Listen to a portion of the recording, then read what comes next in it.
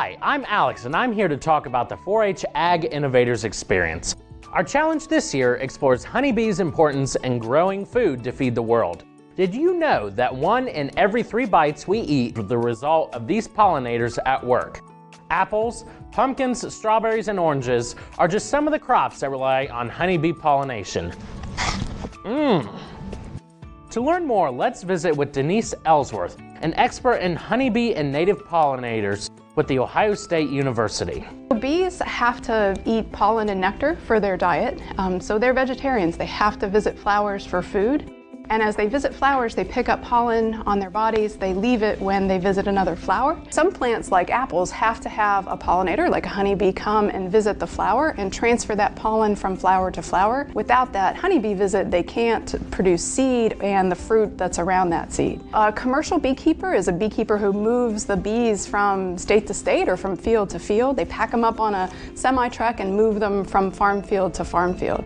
We don't have as many wild spaces as we used to. We don't have as many roadsides or farm edges that have wildflowers for food for bees. And so it helps if everybody can plant in their garden or in their community garden, in their backyard, a few of those plants that are good pollen and nectar sources for bees. Sure, a lot of young people are beekeepers themselves, so that's great. It's a great way to make money. You can sell honey or sell wax. You can work on fields to help with pollination services. Also in the lab, we need more researchers to actually study those problems with bees. So there really are a lot of opportunities in careers to help with bees. So how do honeybees communicate? They buzz. Well, all bees buzz, but it's the female bees that leave the hive to forage for nectar and pollen.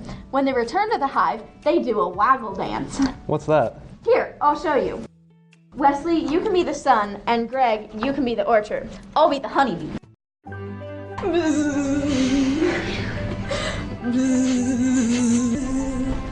See? What does the waggle dance mean? The orientation of the waggle dance conveys direction of the food source in relation to the sun, and the duration of the waggle phase indicates the distance to the food source from the hive. The problem: there are not enough native bee pollinators to ensure adequate pollination for large crop yields. Polly's Pollination Service is one of the many commercial honeybee services that travel across our country to pollinate fruits, vegetables, and alfalfa fields. Today, Polly's beehives have been trucked to a farm with cucumbers, an orchard, and an alfalfa field. The challenge: our goal is to build model honeybees for Polly's Pollination Service and to construct a foraging route that allows Polly's bees to collect the most pollen in the least amount of time. Modeling materials for this challenge include a toothbrush head, a vibrating motor, a watch battery, double-stick foam tape, and a bee sticker to complete the circuit and turn on the bee. Foraging materials include 1 honeybee challenge mat, 1 honeybee modeling a forage route worksheet, 10 3-ounce paper cups, 20 straws, 1 roll of clear tape, 1 pair of scissors, and 1 tube of glitter to simulate pollen. For this challenge, we are using scientific modeling to imitate honeybees and their foraging behavior in the real world. Ask, imagine, plan, create, and improve. How will our scientific model be judged against others? Well, the criteria includes the quantity of pollen collected, the speed in completing the foraging route, and the efficiency of the materials used. Don't we need to build Polly's honeybees first so we can see how they move? That's a great idea. Place double-sided sticky tape to the top of the toothbrush head. Add the vibrating motor and watch battery on top of the double-sided sticky tape. The vibrating motor is placed at the end where the toothbrush handle has been removed. The watch battery is placed on top of 1 wire at the opposite end of the toothbrush head. It doesn't move. We need to complete the circuit. Oh, I forgot, the bee stickers. That's step 2. I know. We can use the bee sticker to hold the motor's second wire against the battery, completing the circuit. That's a brilliant idea. Wow, they sound and move just like bees. How are they going to pick up pollen?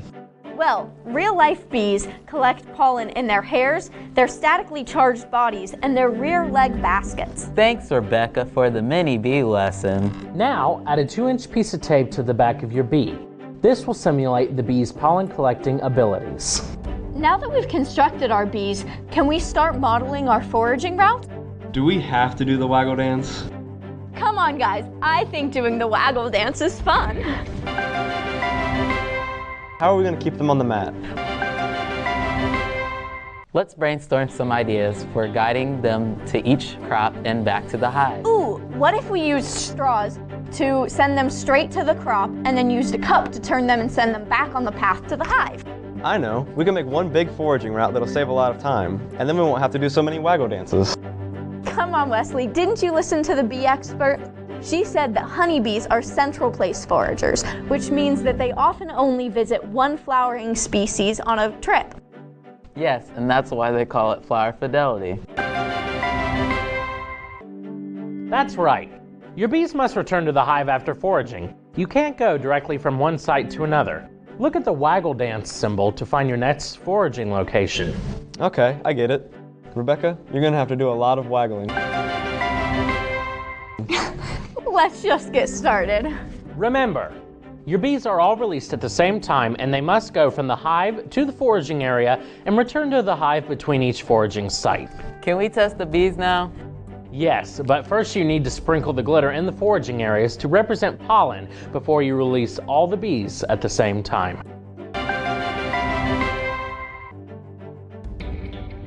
What features work the best to guide the bees? What factors help the bees complete the route the fastest? What slowed them down?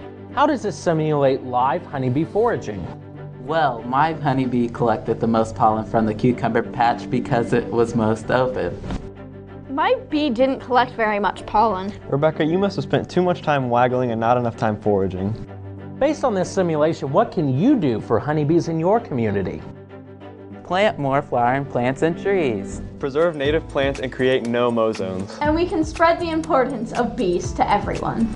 Join us in taking the 4-H Ag Innovators Honeybee Challenge. Polly's pollinator service and everyone's plate depends on your solution for a more colorful future.